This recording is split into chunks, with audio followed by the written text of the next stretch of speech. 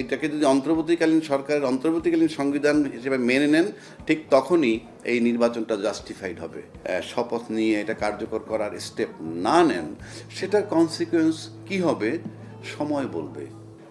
গণভোটে হা জয়যুক্ত হয়েছে এবং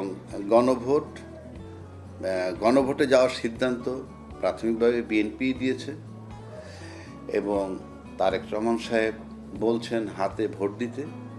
আমরা মনে করি সেজন্য গণভোট ব্যাপকভাবে জয়যুক্ত হয়েছে। সেই হিসাবে গণভোটের রায়ের আলোকে এই সংবিধান সংস্কার করাটা জরুরি এবং সেক্ষেত্রে সংবিধান সংস্কার পরিষদ হিসাবে তাদের ওত নেওয়াটাও ছিল জরুরি। এখন তারা বলছেন যে সংবিধানে শুধু সংসদ সদস্যের শপথের কথা বলা আছে, কিন্তু আপনার এই সংস্কার পরিষদ হিসাবে ওত নেওয়ার কথা বলা নেই। যেই সংবিধানের কথা তারা বলছেন সেই সংবিধান বলা আছে সংসদ ভেঙে গেলে পরবর্তী 90 দিনের মধ্যে নির্বাচন, তাতে 7ই নভেম্বর 2024 মধ্যে হওয়ার কথা, 25 না 7ই নভেম্বর 2024 হওয়ার কথা। ইয়েস, সংবিধান মোতাবেক প্রথম 90 দিন, ভেঙে যাওয়ার পর 90 দিনের মধ্যে। তারপরে আসেন যদি কোনো কারণে 90 দিনে না হয় তাহলে আরও 90 দিন, সেক্ষেত্রে ফেব্রুয়ারি 7, 2024 এর মধ্যে নির্বাচন হয়ে যাওয়ার কথা। সেটা তো হয় নাই। তারপরে কি সংবিধান পারমিট করে যে আপনাদের যখন মন চায় তখন নির্বাচন করবেন? Of course not. তাহলে 2026 ফেব্রুয়ারিতে যে নির্বাচনটা হয়েছে সেটা ওই সংবিধান মোতাবেক হয় নাই বলে আমি নিশ্চিত করে বলতে পারি। তো যেহেতু সংবিধান মোতাবেক আপনার নির্বাচন হয়নি, সুতরাং সংবিধান মোতাবেক কি শপথের কথাটা কেন আসছে? সিদ্ধান্ত দিয়েছে অন্তর্বর্তীকালীন সরকার এবং অন্তর্বর্তীকালীন সরকার যে ডেট অ্যান্ড টাইম দিয়েছে সেই মোতাবেক নির্বাচন হয়েছে। অর্থাৎ আপনি বলতে পারেন অন্তর্বর্তীকালীন সরকারের অন্তর্বর্তীকালীন সংবিধান মোতাবেক নির্বাচন, এবং এইটাকে যদি অন্তর্বর্তীকালীন সরকারের অন্তর্বর্তীকালীন সংবিধান হিসেবে মেনে নেন, ঠিক তখনই এই নির্বাচনটা জাস্টিফাইড হবে। আদারওয়াইজ ওই সংবিধানের কথা বললে এই নির্বাচনটার বৈধতা নিয়ে প্রশ্ন আসবে। আপনি মনে করছেন যে আগামীতে এই নির্বাচনের বৈধতা নিয়ে প্রশ্ন আসতে পারে আমি মনে করি, কারণ এটা তো আমি এখন বলছি না, আমি আরো আগে বলছি। 2 নম্বর, যেই গণভোট পক্ষে আপনারা মত দিলেন, গণভোটের উদ্যোক্তাও বিএনপি, যে বিতর্ক হয়েছিল শুধু এইটুক যে নির্বাচনের আগে গণভোট নাকি একই দিনে। সেখানে বিএনপির দাবি ছিল সংসদ এবং গণভোটের নির্বাচন একই দিনে, এবং ফাইনালি সেটাই এক্সিকিউট হয়েছে। এখন যেহেতু হায়ের পক্ষে আপনারা মত দিয়েছেন এবং এটা জনরায়কে মেনে নিতে হয়। যদি মেনে না নেন, যদি সেই মতো শপথ নিয়ে এটা কার্যকর করার স্টেপ না নেন, সেটার কনসিকুয়েন্স কি হবে সময় বলবে। আমরা ইন অ্যাডভান্স কিছু বলতে পারবো না। তাহলে আপনি কি বিএনপির জন্য সামনে কোনো খারাপ কিছু অপেক্ষা করছে সেটা ইঙ্গিত দিচ্ছেন? আমি খারাপ ভালো কিছু বলি, প্রত্যেকটা ঘটনারই একটা পার্শ্ব প্রতিক্রিয়া আছে, সাইড এফেক্ট। তো এটা তো জনগণের রায়। জনগণ রাফলি প্রায় 7 কোটি লোকে ভোট দিছে গণভোটে, 4,50,00,000 সম্ভবত পক্ষে, হায়ের পক্ষে। তো এটা জনরায়, এবং জনরায় জামাত অলরেডি শপথ নিয়ে নিছে। কালকে তো পার্লামেন্টে নিয়ে বিতর্ক শুরু হবে যে জনরায়ের পক্ষে আমরা শপথ নিয়েছি, আপনারা নিচ্ছেন না কেন? এটা কি জনগণের সাথে বিট্রে করা হচ্ছে কি না? এইসব বিতর্ক পার্লামেন্টে শুরু হবে। তো পার্লামেন্টটা যদি এই আলোচনা শুরু হয়, জমজমাট হয়, বিতর্ক প্রতিযোগিতা চলে, তাহলে আমরা একটা জায়গায় পৌঁছাইতে পারি। কেননা জনগণের রায়ের পক্ষে সবাই থাকবে, জনরায়ের পক্ষে। সুতরাং এটা আমি মনে করি যে যদি আমরা সুস্থ রাজনীতি চাই, তাহলে এই জনরায় গণভোটের পক্ষে যাহান সেটাকে মেনে নিয়ে আমার মনে হয় সংস্কারে হাত দেওয়া উচিত। তা না হইলে যারা নির্বাচিত হয়ে গেছেন সেটা নিয়েই প্রশ্ন উঠতে পারে যে কোনো সময়।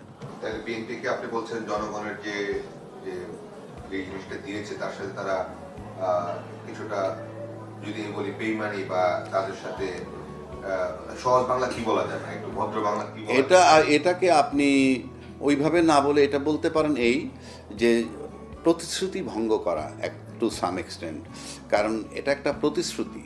এবং আপনারাও বলছিলেন যে হায়ের পক্ষে ভোট দিতে, তা হায়ের পক্ষে ভোট দিলে কি হবে? সংবিধান সংস্কার হবে গণভোটের আলোকে।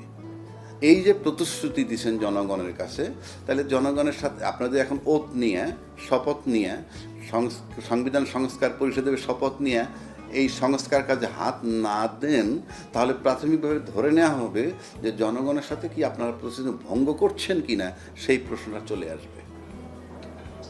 Thank you very much. কিন্তু তারা তো জুলাই সনদ বাস্তবায়ন করবে, যেগুলিতে সবাই একমত হয়েছে, যেগুলি তারা নোট অফ ডিসেন্ট আছে, সেগুলি তো গণভোট হওয়ার পর গণভোটে কিন্তু 4টা দফায় 84টা সংস্কারের কথাই বলা আছে। আপনি যখন হ্যাঁ আর নাতে চলে যাবেন, তখন আপনি আর ওভাবে আলাদা করতে পারবেন না। আমার নোট অফ ডিসেন্ট কি হবে? নোট অফ ডিসেন্ট তো হয়, নোট অফ ডিসেন্ট দিছেন বলেই তো আপনার সঙ্গে গণভোটে গেছেন। রাজনীতিবিদদের বিরুদ্ধে কোর্টে মামলা হয় না, কারণ তাদের একটা লাইন আছে, সুন্দর লাইন। সেই লাইনটা কি জানেন? রাজনীতিতে শেষ কথা বলতে কিছু নাই, ওইটা দিয়ে কাভার করে। এই জন্য কখনো জামাত বন্ধু, কখনো জামাত শত্রু, নো ম্যাটার। এইবার আসেন আপার কথা, কতগুলা কথা আমি সমর্থন করি। অস্ত্র উদ্ধার হয় নাই, এবং অস্ত্র উদ্ধারণে এখনো বাজারে অস্ত্র আছে। পাশাপাশি আপনি একটা লোকের বৈধ অস্ত্র জমা নিচ্ছেন। বৈধ অস্ত্র জমা নেওয়ার মানে হচ্ছে যারা সন্ত্রাস করবে তারা নিশ্চিত যে বৈধ লোকটার কাছে, যার বৈধ অস্ত্র ছিল তার কাছে অস্ত্রটা নাই। আপনি কিন্তু এই একটা 32টা ফ্ল্যাটের একটা বাড়িতেও যদি জানে যে এখানে এক ভদ্রলোক আছে যার 2জন গানম্যান আছে, অথবা তার 2টা রিভলভার আছে লাইসেন্সদারি, এটা যখন জমা নিয়ে নেয় তখন ওই সন্ত্রাসীরা জানে যে এই বিল্ডিংটা অস্ত্রমুক্ত।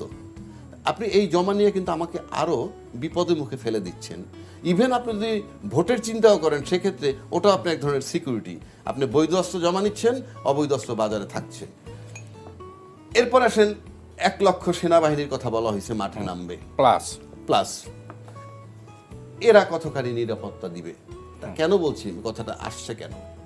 আমরা সম্প্রতি জানি একটা ঘটনা ঘটছে আপনার জাহাঙ্গীর গেটে বোধহয় জাহাঙ্গীর গেট বা কোনো গেটে প্রবেশ পথে ঢাকা 17-এর একজন প্রার্থী জামাতের, তার নাম খালিদুজ্জামান। উনি ওটার ভিতরে ঢুকতে গেছেন, উনি বাধাপ্রাপ্ত হয়েছেন, বৈধভাবেই তাকে বাধা দিছে যে তার কাছে গানম্যান ছিল। আপনি প্রায়র পারমিশন ছাড়া, প্রায়র পারমিশন বলতে এটা ক্যান্টনমেন্ট বোর্ড অথবা স্টেশন কমান্ডারের পারমিশন লাগে, নাহলে আপনি যেতে পারবেন না, কারেক্ট। এবং সেখানে সে কিছু উদ্যত্তপূর্ণ আচরণও করছে, আমরা দেখেছি, প্রত্যাশা করি নাই। এবং সে তুলনা করছে তারেক জিয়ার সাথে, যে উনিও প্রার্থী আমিও প্রার্থী, মানে বিষয়টি নিলাম তারেক জিয়া যেতে পারলে আমি পারবো না কেন, সেটা বলে নাই, সে মিন করে। তো এটা একটা বার্তা দেয় যে লেভেল প্লেইং ফিল্ড নাই, আমি সে জায়গায় যাচ্ছি না, আমি যাচ্ছি নিরাপত্তার জায়গাটা। ওইখানে যে ঘটনাটা ঘটছে সেটা যে বডি অন ক্যামেরায় যেটা আর্মি ধারণ করছিল, সেটা যখন বাইরে চলে যায় এবং সেটা যখন সোশ্যাল মিডিয়া আসে, তখন আমার কাছে একটা প্রশ্ন আসে যে আপনি তো নিরাপত্তার কথা বলে আমাকে ঢুকতে দিলেন না, কিন্তু আপনার বডি অন ক্যামেরার ছবি যখন চলে যায় বাইরে এবং সেটা যখন আমার সোশ্যাল মিডিয়ায় চলে আসে, তখন তো আপনার আপনার নিরাপত্তা আপনি দিতে পারতেছেন না। আপনি যখন আপনার নিরাপত্তা দিতে পারতেছেন না, আপনি যে অন্য নিরাপত্তা দিবেন, মানে আমি কিভাবে আশ্বস্ত হব এর উপরে? এটা আমার কোশ্চেন মার্ক। আরও যে ইনফরমেশন যায় নাই সেটাও তো আমরা জানি না, আমি ধরে নিলাম আর যায় নাই, কিন্তু যেতেও তো পারে। এটা আমার একটা উদ্বিগ্নর জায়গা। এইবার আসেন প্রশাসনের কাজ। আরও প্রশাসন কি ফ্যাসিজমের পক্ষে আছে না বিপক্ষে আছে? একটা এক্সাম্পল দিলে আপনি বুঝবেন। আপনি জানেন আব্দুল মোমেন সাহেব, সাবেক পররাষ্ট্রমন্ত্রী, উনি ঘটনার 5ই আগস্টের পরে 8.5 মাস না 8 মাস পরে দেশ থেকে বেরোইছেন। এটা উনি দাবি করেছেন, কিন্তু ওনার দাবিটাই তো আমি ধরবো, আমি কি এটা ভেরিফাই করব? না, ভেরিফাই না, এটা উনি যখন বলতেছে সেটা আমি নিব না আমলে? না, সেটা আপনি নেন, আমি সেটা নিয়েই তো বলতেছি। উনি কি বলছেন? বলেন। উনি বলছেন আমি 8 মাস পরে বের হয়ে আসলাম। কিভাবে? আমি 8 মাস পর বের হয়ে আসছি প্রশাসনের সহযোগিতায়। উনি এর ভিতরে 6 বার সিম পাল্টাইছেন, 5 বার ঘর বদল করছেন, বাসা বদল। তাহলে এই বদলটাও প্রশাসন জানতো। তো একটা সরকার ক্ষমতায়, মানে অন্তর্বর্তীকালীন সরকার, সেটা থাকা অবস্থায় আপনি 8 মাস যাবৎ সহযোগিতা নিয়ে যখন ফ্যাসিজমের পক্ষের লোক প্রশাসনের সহযোগিতা নিয়ে যখন বেরোয়, তারপর সে গিয়ে বাইরে বলে, তাহলে অন্য যারা বেরোইছে তারা তো ওই সহযোগিতা নিয়েই বেরোইছে। তাহলে আপনি যদি নির্বাচনের ক্ষেত্রে চিন্তা করেন, তারা আগস্টের পরে কি চাইছি? কিছু সংস্কার আমরা চাইছি, কোনো সংস্কার হয় নাই, কোনো সংস্কার কিন্তু হয় নাই। সংস্কার প্রস্তাব আকারে জুলাই সনদের ভিতরে আছে, যেটা গণভোট আকারে পাশ হইলে তারপরে সংসদের 180 দিনের মধ্যে করবে, সংসদের দয়ায় অ্যাপ্রুভাল হবে। এটা হলো সবচেয়ে একটা ব্যথার জায়গা। কেন ব্যথার জায়গা?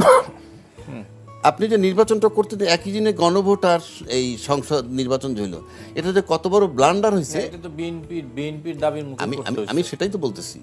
এটা যে কত বড় ব্লান্ডার হয়েছে এটা নির্বাচনটা হয়ে যাওয়ার পরে বুঝবেন।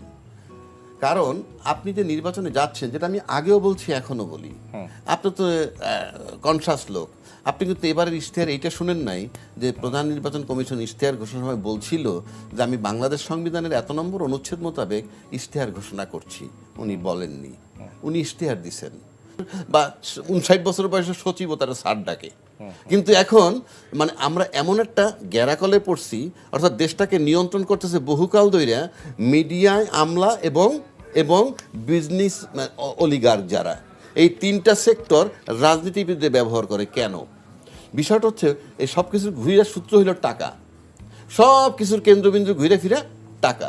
এই টাকাটা কিন্তু একমাত্র বিজনেসম্যানদের কাছে, বিজনেস অলিগার্ক যাদেরকে আমরা বলি। রাজনীতিবিদদের কাছে টাকা নাই। শেষ করতে দেন। ওই যে রাজনীতিবিদ ব্যবসায়ীদের কাছে যে টাকাটা আসে, সেটা রাজনীতিবিদদের একটা অংশ দিয়ে রাজনীতিবিদদেরকে কিনে রাখে। ফলে উনি যে ব্যাংকের ডিফল্টার, সেটা রাজনীতিবিদরা যে দল ক্ষমতায় থাকে তাকে সেভ করে। আমি কি বুঝাইতে পারছি আপনাকে? না, বুঝাতে পারছি, কিন্তু আপনি এত সরলীকরণ করে বলছেন। আমি বল যে সেটা আপনি রাজনীতিবিদদের টাকা পাবে কোথায়? আপনি তো টাকাটা দুইটা ওয়ে, চাঁদাবাজি আর যদি এইভাবে পান, এছাড়া রাস্তাটা এইটাকে যদি অন্তর্বর্তীকালীন সরকারের অন্তর্বর্তীকালীন সংবিধান হিসেবে মেনে নেন, ঠিক তখনই এই নির্বাচনটা জাস্টিফাইড হবে। শপথ নিয়ে এটা কার্যকর করার স্টেপ না নেন, সেটার কনসিকুয়েন্স কি হবে সময় বলবে। গণভোটে হা জয়যুক্ত হয়েছে এবং গণভোটে যাওয়ার সিদ্ধান্ত প্রাথমিকভাবে বিএনপি দিয়েছে এবং তারেক রহমান সাহেব বলছেন হাতে ভোট দিতে। আমরা মনে করি সেজন্য গণভোট ব্যাপকভাবে জয়যুক্ত হয়েছে। সেই হিসাবে গণভোটের রায়ের আলোকে এই সংবিধান সংস্কার করাটা জরুরি এবং সেক্ষেত্রে সংবিধান সংস্কার পরিষদ হিসাবে তাদের ওত নেওয়াটাও ছিল জরুরি। এখন তার